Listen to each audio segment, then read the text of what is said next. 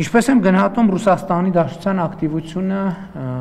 երկաթուղու հետ կապված, ես ողջունում եմ Ռուսաստանի Դաշնության ակտիվությունը երկաթուղու հետ կապված եւ ուզում եմ բոլորիս հիշեցնել, որ երբ որ օգոստոսի 8-ից հետո հնչում էին այդ թվում փորձագիտական գնահատականներ, որ Ռուսաստանի համար սա